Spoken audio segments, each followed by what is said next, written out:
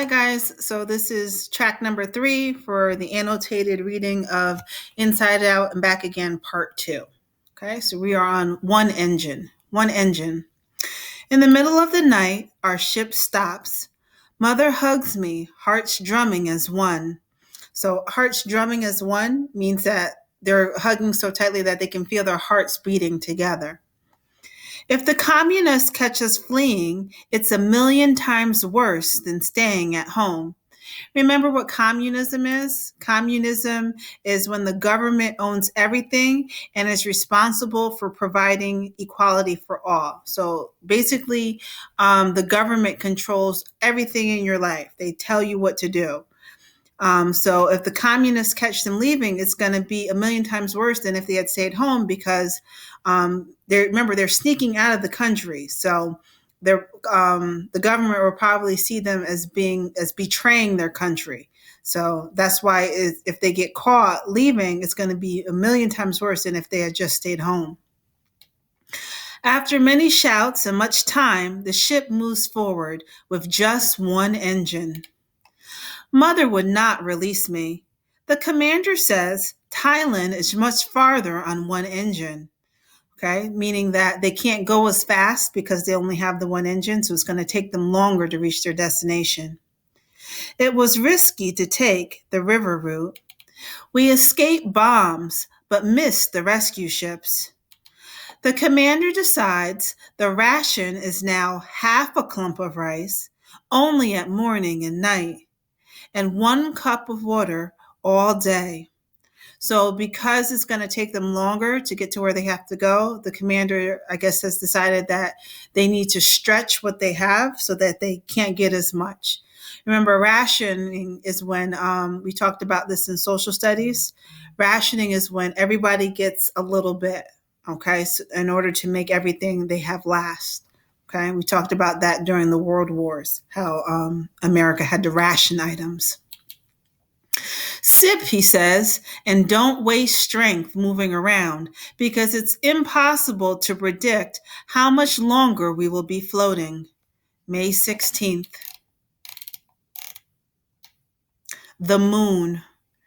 During the day, the deck belongs to men and children. I wonder why only to men and children. Where are the women? At nightfall, women make their way up. In single files, they sponge bathe and relieve themselves behind blanket curtains. Oh, okay, that's why. The women probably want privacy, so they're bathing themselves behind blankets that they put up so that they have some semblance of privacy. Relieve themselves means that they're just going to the bathroom. They want to go to the bathroom in private.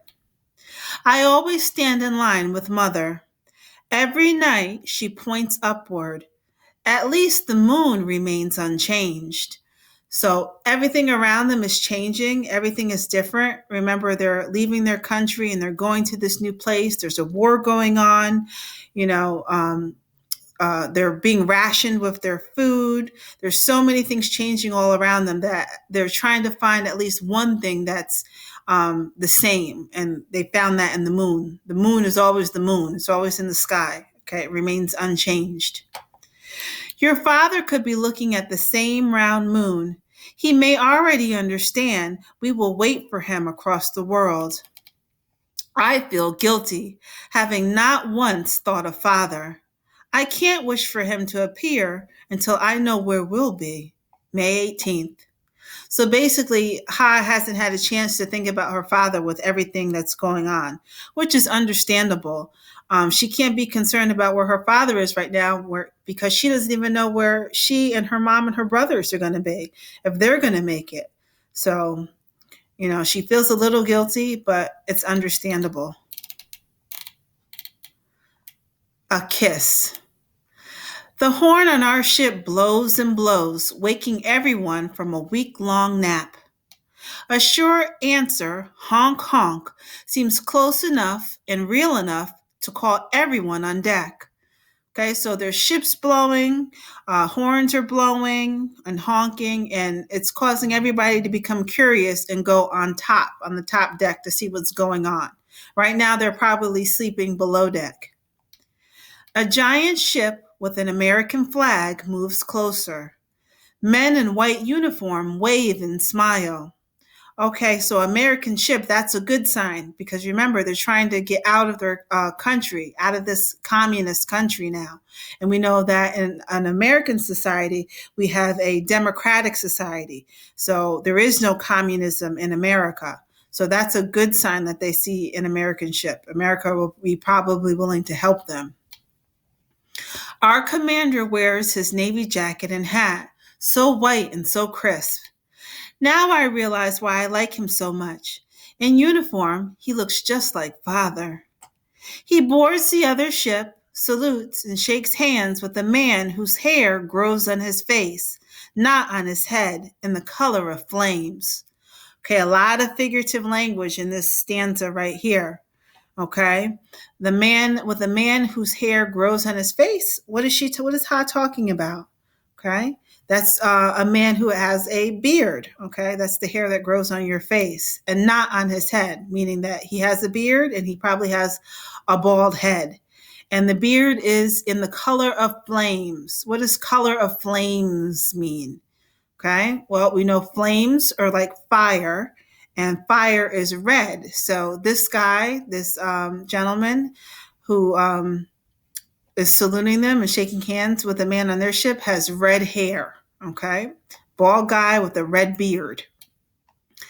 I had not known such hair was possible. Remember, Ha is from Vietnam, and most of the people in Vietnam have dark hair. Okay, so she's probably not used to seeing somebody with red hair. We clap and clap as the ships draw together and kiss. Okay, now can ships really kiss? Okay, this is a use of personification here. Remember, personification is when we give human qualities to things that aren't human. So like the ships, they're not human, but we're saying that they're kissing. Kissing is something that humans do. So all they mean is that the ships are coming together and they're touching. Okay, they're touching their two bows together. Okay. Boxes and boxes pass onto our deck. Oranges, apples, bananas, cold, sweet, bubbly drinks. What do you think those cold, sweet, bubbly drinks are? To me, it sounds like soda. Chocolate drops, fruity gum. The American ship tows ours with a steel braid thick as my body. Our rescue now certain, the party blossoms as food suddenly comes up from below. So now it seems like the American ship is helping them out. So their rescue is definite. They are rescued now. The American ship has rescued them. And now the party blossoms. So that means blossoms means when something blooms, like when a flower blooms, it blossoms, it comes about. So the party is now going to start. It's going to come about now that they're certain that they're going to be rescued. Ramen noodles, beef jerky, dried shrimp, butter biscuits, tamarind pods, canned fish, and drums of real water. So they're taking all this stuff out for the party, for the celebration that they're rescued. Okay, tamarind ponds. Tamarind ponds is just a type of fruit that grows, a type of seed that grows. It looks kind of like this. So it's actually a spice. Sorry, not a fruit, but a spice. Okay, so that can be used to make different things. Okay. Mother says people share when they know that they have escaped hunger. Okay, so now that they've been rescued and they know that they're safe now people are going to be more willing to share. Remember when Ha first got onto the ship, people weren't willing to share what they had. They wanted to make sure that they had enough for themselves and their own family, and they weren't as willing to share. Shouldn't people share because there is hunger? So Ha is thinking this to herself. That doesn't make sense. Why would people keep it for themselves? They should share when people are hungry. So Ha is questioning this, how people's actions and how they think and what's morally right.